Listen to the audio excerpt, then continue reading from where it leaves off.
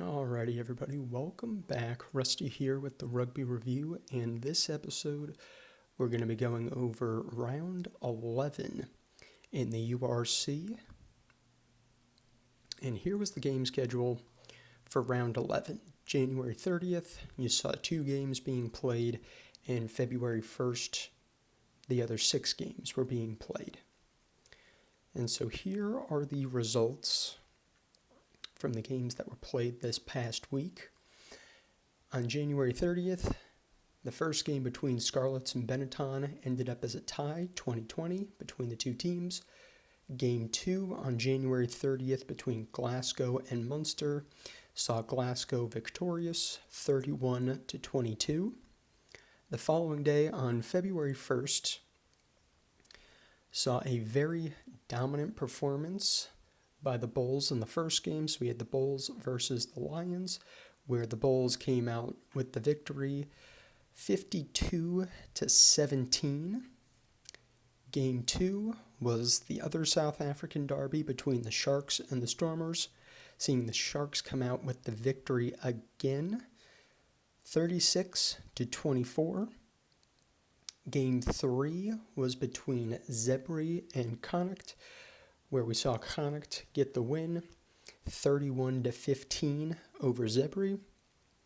Game 4 was a pretty close game between Leinster and Edinburgh, with Leinster winning 28-20. Game 5, super close game here between Ospreys and Dragons. Ospreys won 19-13, and last but not least was Game 6 between Ulster and Cardiff. One-score game here as well, with Ulster winning 21-14. So let's take a deeper dive into each game here. And the first game we're going to start with is Benetton versus the Scarlets. So again, obviously super close game, ended in a tie. And not really too much, obviously. Nothing really favoring one team or the other. Possession very slightly favored towards the Scarlets. Benetton did have a little bit more of a territory advantage. Scarlets were playing a little bit more defense, having to make more tackles, despite having the possession advantage. What I'd like to zoom in on is on the bottom half here, and there's 2 stats that I think will make the Scarlets think there was some opportunities there that they didn't really take. So if we look at meters gained, Scarlets had 294 meters gained during this game to 194 for Benetton. So exactly 100 more meters gained for Scarlets than Benetton. You almost figure that could give them 1, maybe 2 more scoring opportunities, but didn't turn out that way. In addition, Benetton was a bit ill-disciplined when it came to handling this particular game. 7 turnovers lost for Benetton this past game, none for the Scarlets, and Scarlets didn't really take advantage of the handling errors by Benetton other than gaining more meters. So, I'm sure Scarlets will be happy to take a tie, especially for a road game in Treviso when a lot of their good players were pulled to the Welsh squad. But there was still opportunity there for them to get a pretty strong road win, but didn't happen that way. So a tie is a tie. I don't think really either team will be satisfied with it, but could have been worse going into the Six Nations break coming up right now. So our second game on Friday was between Glasgow and Munster. This was a very strong game for Glasgow, big time. I mean, I understand the scoreline doesn't necessarily showcase that, but this was a very strong game played by Glasgow, a very dominant offensive game by Glasgow, putting Munster under a ton of defensive pressure. So if we look at the top half here, possession territory 60+% for both stats favoring Glasgow. Again, Glasgow is the dominant offensive team, holding on to the ball more, playing more in Munster's half, and you can even see with the tackles made stat how much defensive pressure Munster was under. 209 tackles made for Munster to just 111 for Glasgow. So, again, dominant performance offensively for Glasgow, lots of defensive pressure for Munster, and you can even see that with meters gained. 602 meters gained for Glasgow to 352 for Munster. Just a very, very strong offensive performance by Glasgow this week. In addition, just to kind of hammer home how strong of a performance Glasgow had offensively, they had 34 defenders beaten, which translated into 12 clean breaks for Glasgow. Great game played by Glasgow here. This is, what were they saying? This is the 5th game out of the last 6 games that Munster has lost, or they've lost 5 out of the last 6 games played by Munster. So Munster will definitely need to take some time during this Six Nations break to recoup and recalibrate, just to get back on winning ways. So our next game was our first South African derby between the Lions and the Bulls here, and this was a very, very strong performance by the Bulls. You'll be able to see possession territory both fairly skewed towards the Bulls. Bulls, again, had a very strong offensive game, forcing Lions to absorb a lot of pressure on defense.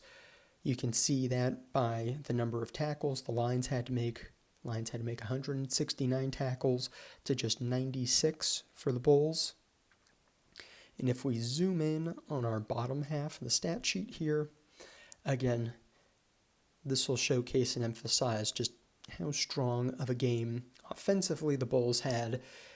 Bulls made more meters, comparable amount of defenders beaten between the two teams, but the Bulls did a much better job translating defenders beaten into clean breaks. So the Bulls had 515 meters gained in this particular game to just 279 for the Lions.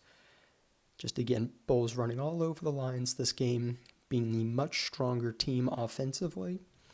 And then 22 defenders beaten for the Bulls, 24 defenders beaten for the Lions, so very comparable there. But the Bulls were able to translate their 22 defenders beaten into 11 clean breaks versus just 2 for the Lions. So again, hugely dominant performance by the Bulls, very strong offensive performance, and that led to a very, very large difference on the scoreline. Our next game was between the Sharks and the Stormers here. Maybe not necessarily the prettiest game played in the world, but it was, high scoring enough. And it was just a very territory-wise is what allowed the Sharks to really dominate this game. So there was a lot of territory pressure from the Sharks placed on the Stormers. As you can see, 70% territory in favor of the Sharks.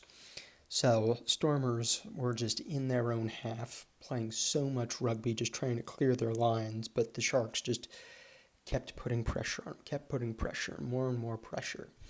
And I think as we zoom in on the bottom half here, we'll be able to see, despite a bunch of handling errors by the Sharks, the territory pressure just didn't really allow the Stormers to take advantage of all the handling errors. So 15 turnovers lost for the Sharks this game to just 5 turnovers lost for the Stormers.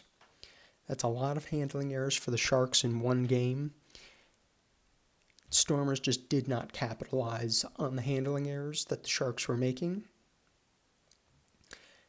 mainly because the Sharks were able to keep such a strong defensive territory pressure on the Stormers. So even though the Sharks coughed up the ball 15 times, it was in the Stormers' half, and then the Stormers were only able to clear their line so well, which then allowed the Sharks to get right back in the Stormers' half, and so on and so forth. So, strong win by the Sharks, back-to-back wins for the Sharks over the Stormers, and then the Stormers will need to take time over this break to get their heads straight and get back into winning ways, most certainly.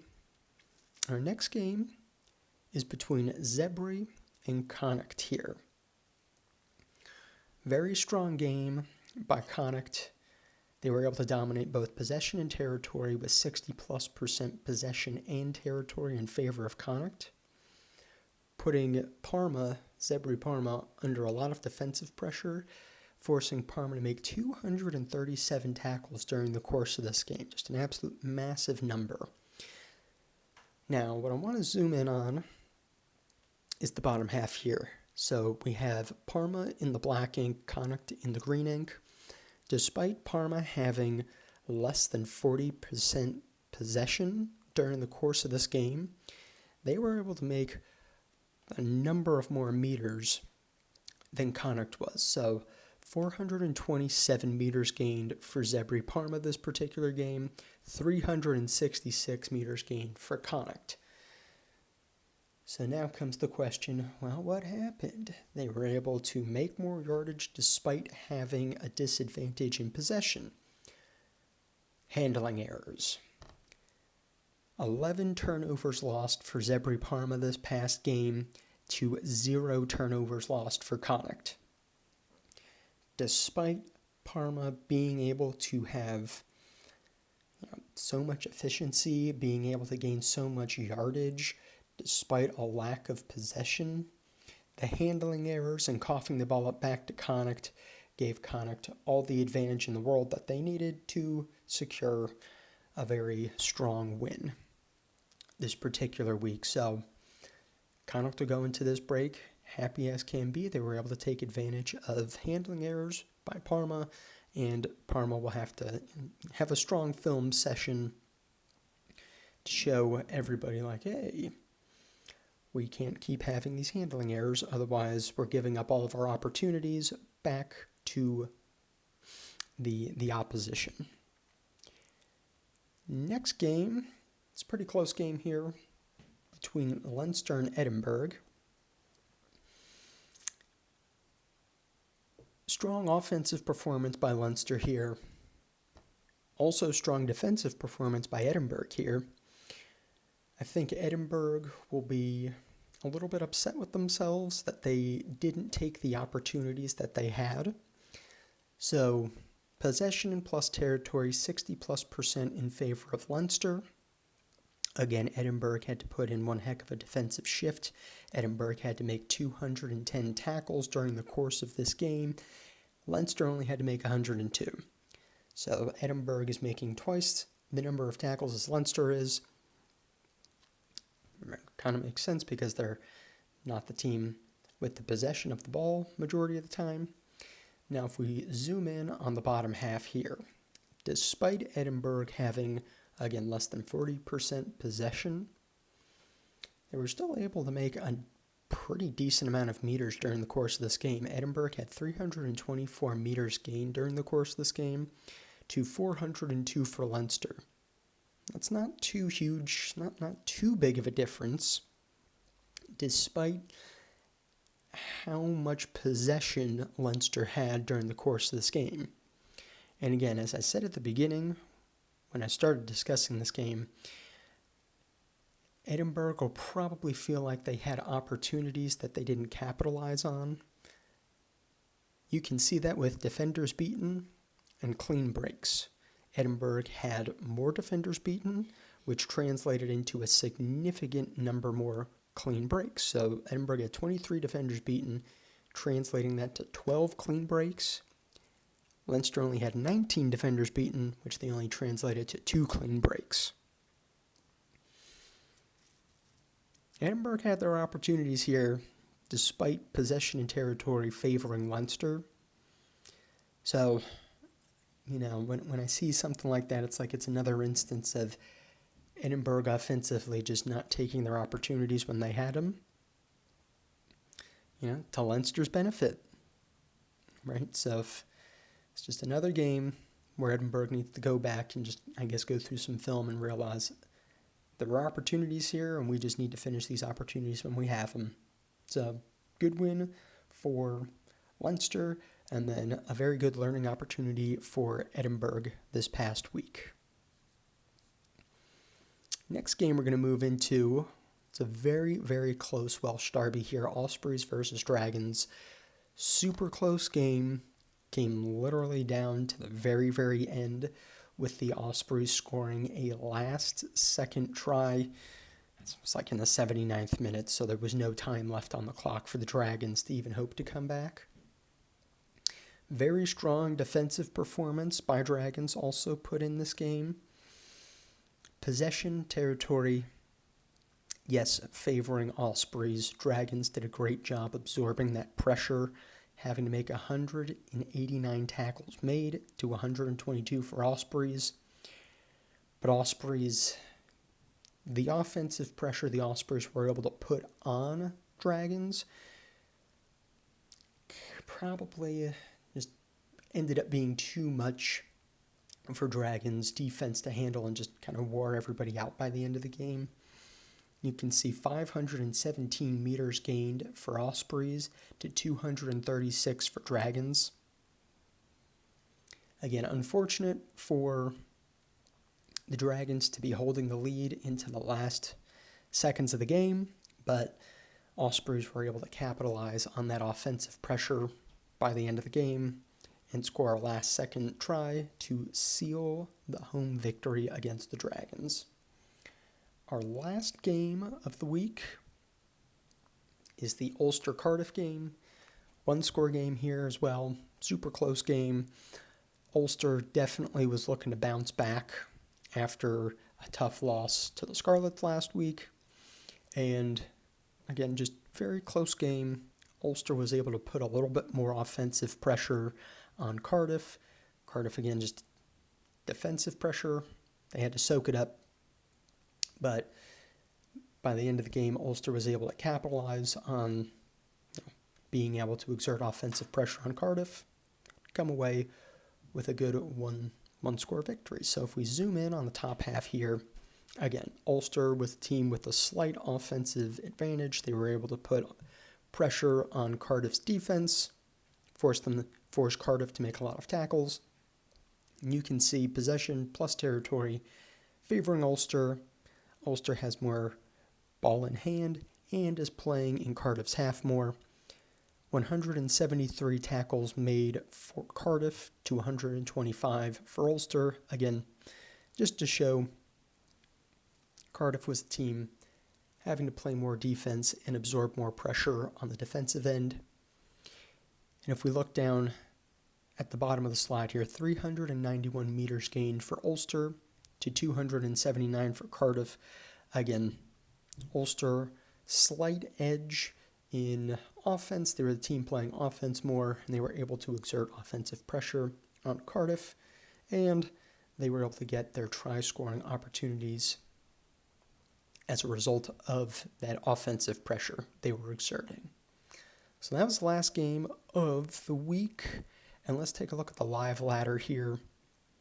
So on the left side of the screen, we have the live ladder as of January 26th, and then on the right side, it's of this past Monday, February 2nd. Again, teams with the green ink, or teams that are in the green ink, are teams that have moved up the ladder, and teams that are in the red ink have moved down the ladder. Teams in the black ink haven't moved at all from last week. So Glasgow hasn't moved at all, still top of the table.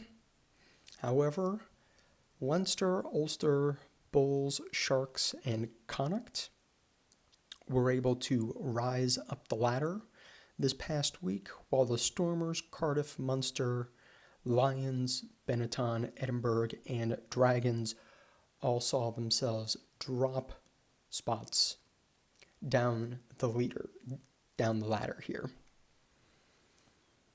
Now, round 12. Round 12 won't take place for a number of weeks here. again, because of the Six Nations tournament that's going to be going on. So round 12 will take place the very last weekend of February, with 2 games taking place on Friday, February 27th, and then the following day, February 28th, there will be 6 games played in the URC for round 12 on Saturday. So that's it for this week. Thank you again for listening to the video. If you like the video, please hit the like button, please subscribe, and I will see everybody next time.